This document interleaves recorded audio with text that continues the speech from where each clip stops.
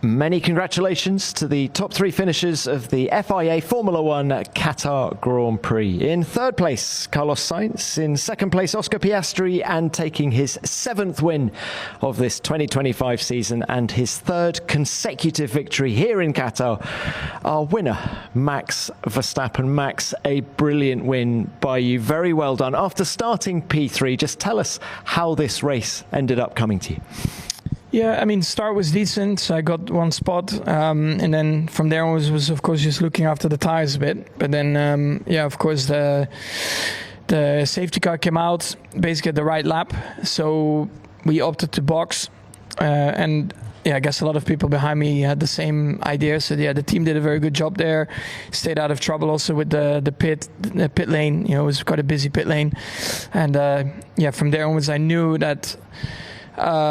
We probably did the right thing, and I think that then also knew that the two McLarens needed a lot of pace, you know, to overcome basically that kind of pit stop. So I think when the safety car again went away, of course initially they pulled away quite a bit, but for me it was of course just making sure that the two stint lengths were in the best possible pace from the first lap till the end, and I think we managed that well. Yeah, just trying to do my own pace and look after the tires, and it was enough, of course, till the flag. That safety car, just how surprised were you when you saw the McLarens stay out? Well, I mean, first of all, when they called me in, I had to look and remember that it was like we were going into lap 7. So I was like, okay, now we can go to the end. So then, yeah, I was a bit surprised once I did the whole pit stop, because I mean, when they call you in, you focus on, you know, the box and making sure you're not in trouble with releasing and whatever. So when I came out of the pits, I was like, okay, I think this is a very good opportunity now for us to win the race. Was staying out even discussed over the radio? I don't know. I didn't hear anything, so maybe they were talking in the pit wall. But to me, it was very clear. I just got the call to box. Did you think at that moment this race was yours to lose? I thought at that moment that there was a big chance of winning it. Yeah, I don't think about losing. That's not in my head. I think about how to win. Look, Max, the car looked really strong today. Can you just tell us in what areas it was better in the race than it had been earlier in the weekend? I mean, it was still the same as in qualifying. I'm struggling with the same things, but we won the race today by the strategy. And then from there onwards, just trying to manage your issues in the best possible way. And I think we did that very well. Let's throw it forward a week. Just how hopeful are you about the car's potential in Abu Dhabi next week? I have no idea. I mean, again, I hope that we start the weekend well. Let's say like that. That would help a lot. I think on pure pace it will be tough, but a race like today also shows that it's not always straightforward, a Grand Prix, and a lot of things can happen. So I'm probably relying a little bit on that. You're 12 points behind Lando Norris. Given the season you've had, how much are you relishing this opportunity? I'm excited. I mean, I'm happy to go there and have a go at it. But like I said before, you need to also be realistic. That I think on pure pace, we're not at the same level. But at the same time, when strategy maybe comes into play or making the right calls at the right time, you know, we might have the opportunity. All right, very well done today. Thank you for that, Max. Oscar, if we could come to you now. Speechless. I don't have any words of what you said over the radio on the slowdown lap. Can you describe your level of frustration after this P2? Pretty high. And I think that's saying quite a lot given the last few races I've had. But yeah, I mean, clearly we didn't get it right today, which is a shame because the whole weekend went very, very well. We had a lot of pace. I felt like I drove well. So yeah, it's pretty painful. Which hurts more, the disqualification last weekend or the loss of a win here in Qatar? I mean, I think on a personal level, you know, I feel like I've lost a win today. You know, in Vegas, I lost a P4. Obviously, for the team, you know, it was a pretty painful weekend. But yeah, when you, yeah, I think for me personally, this probably hurts more. Can we delve into the safety car decision to stay out a little bit? Did you ask to pit yourself, and how surprised were you when you were aware that everyone behind you was pitting? I asked what are we doing, because we're getting pretty close to the pit entry and I hadn't had a call yet. So, I think when you don't get a call instantly when the safety car comes out, clearly there's probably some discussions going on about what to do. And in that situation, you have to trust the team, because they have a lot more information than the driver in the car on where gaps are and stuff like that. So in that scenario, I have to trust what the team decide. Let's look at the positives. You were on pole, you won the sprint, and you were brilliantly fast all weekend. Just how much of a consolation is all that? I think in the next few days, probably yes, that will be quite an encouraging thing. I think this weekend was probably one of my best of the season. Like, there's one or two others that I can think of being on the same level as this weekend. So from that side of things, I'm very, very happy and very pleased to just be back in terms of pace. But unfortunately, it's another weekend where something's just not going our way. All right, Oscar, thank you very much for that. Carlos, let's come to you. Brilliant performance by you. Now, you came into Qatar saying that you were probably going to have the most difficult weekend of the season, yet here you are in P3. Can you just explain what's happened? Yeah, I don't know. I think it's obviously partly due to, or mainly due to the hard work I think everyone's done trying to prepare this race. After the very difficult weekend we had in Budapest, which is kind of sort of this long medium speed combined corners that we always seem to be very, very weak. We put together a plan with the team to try some things, different things in the simulator and in the factory to try and switch on the car for these kind of tracks.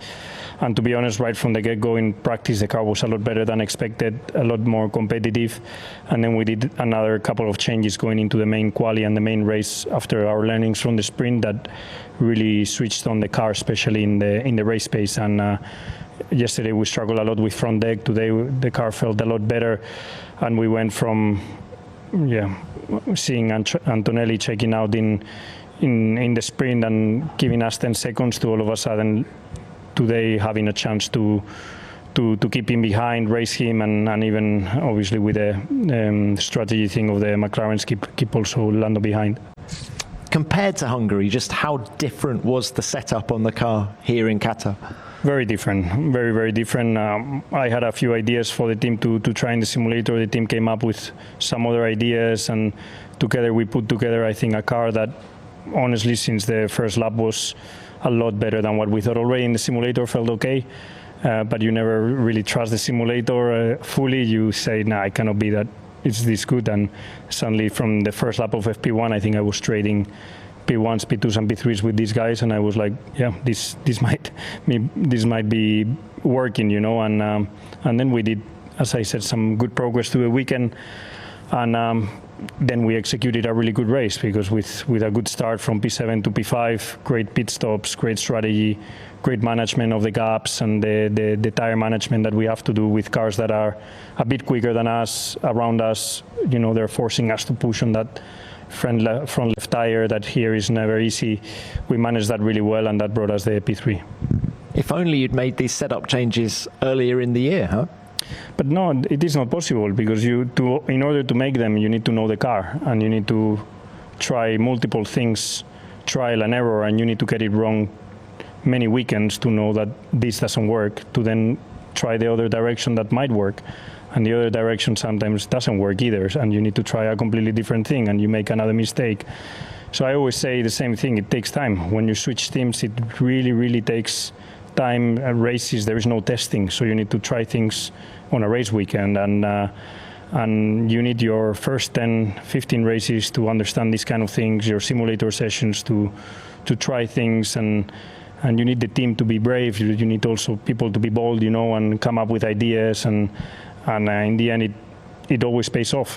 There's no secrets in this sport. I think hard work and good understanding, good conclusions always pays off. And to be honest, the second half of the year we are performing at a very high level. Given everything you've just said, does this P3 feel sweeter than Baku? It feels different. Baku was a bit of a relief because I've had such a difficult 10 races. I was very quick in the first few races, but always things happening to me, no results coming my way. One of those seasons, I think there's, in the career of an F1 driver, you always have years where for some reason things don't come your way. It doesn't matter if it's luck, racing incidents, whatever, it just never comes together. But Baku was a relief of, as soon as I got a chance to fight for a podium in Baku, I took it and I gave the team the podium that I felt we needed and we deserved. And here it's more a combination of hard work, understanding. I'm extremely proud of the team because we've also struggled a bit at the beginning of the year with race execution, team comms, quali execution, and this weekend everyone's done a perfect job. Also the pit stops were perfect, everyone was perfect, and it's exactly what we all needed. All right, very well done. Thank you for that, Carlos. Right, do we have any questions from the floor? Name and publication, please. Who's first? Luke. Luke Smith from The Athletic. Oscar, can you just talk through the moment when I guess you realised that the race was slipping away and what was unfolding? Was it when you realised that everyone had pitted behind you? Yeah. When I got told that everyone has pitted except for me, Lando, and Ocon, and then Ocon pitted the next lap, I knew we were in some trouble. So, I think clearly some things to review, but I don't have any answers at the moment. Thank you. Next, where are we going? Matt. Yeah. Matt Hodge from PlanetF1.com. Max, for you, you've been in championship fights in the final round. You've dominated seasons. Here you are on the precipice of another championship fight, the final round. How do you rate this season against those that you've had previously? Because you've been an underdog throughout, which is a position that you've not had. I guess previously you've been sort of toe-to-toe, where here you've really sort of come from behind a little bit more. Yeah, I mean, honestly, it's been very strong. But that's also something that I demand of myself after basically 11 years in Formula One. And, every year I think you become a bit more all-round.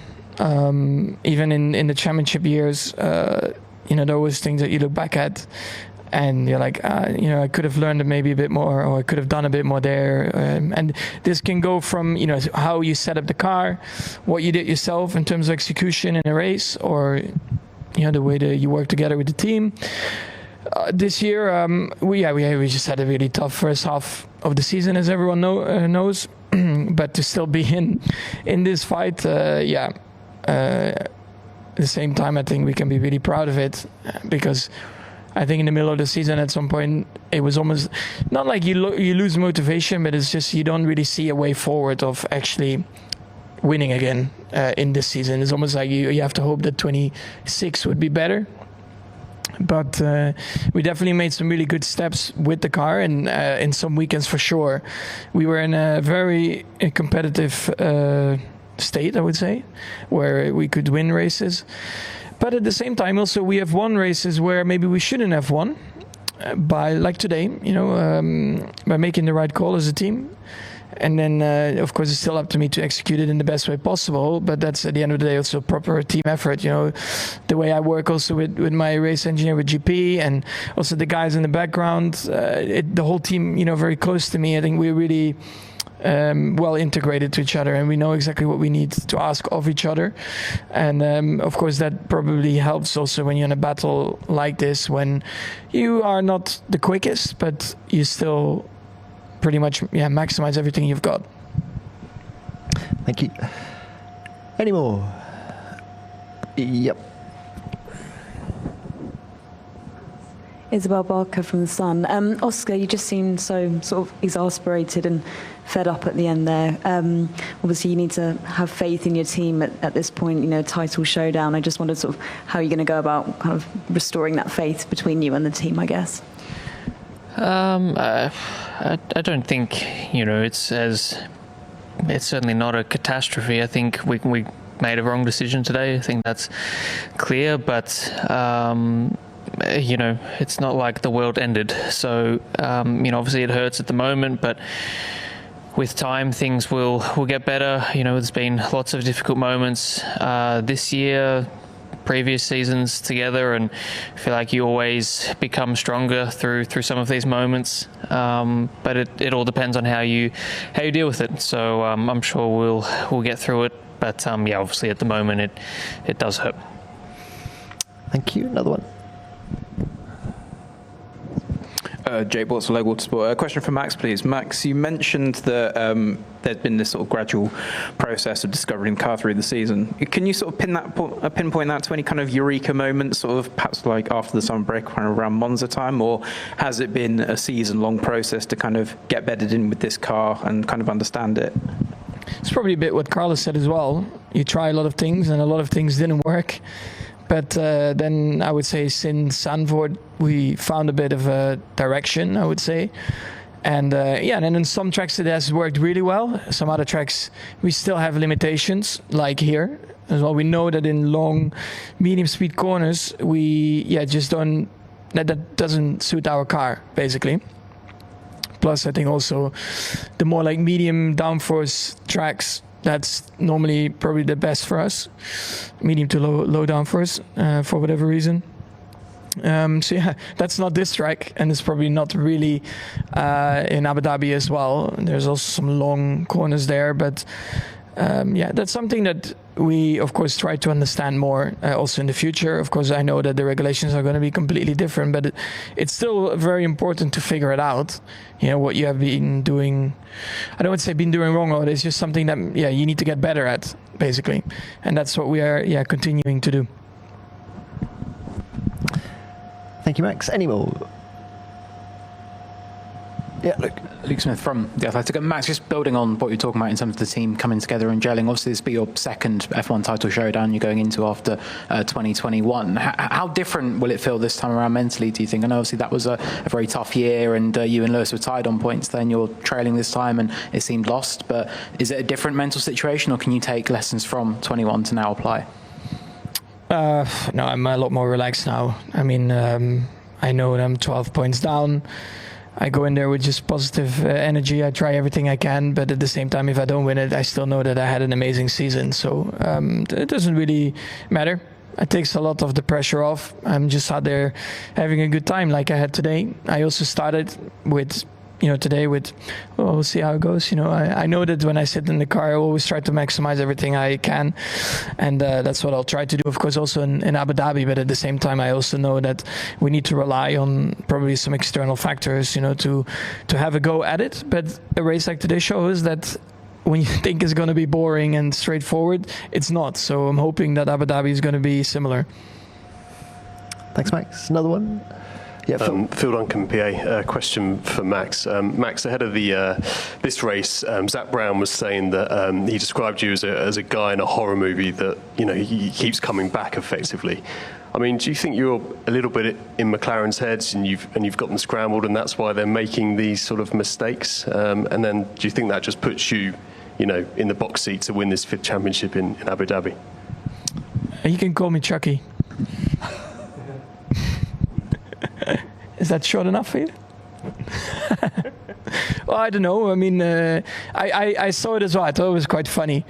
From my side, I just focus on myself, and I know that when I go in the car, I just try to do the best, like I guess everyone does. But that's the only thing that I can control, right? And that's the only thing that I, of course, focus on. Thanks, Max. Yeah, back to Matt. One for Oscar.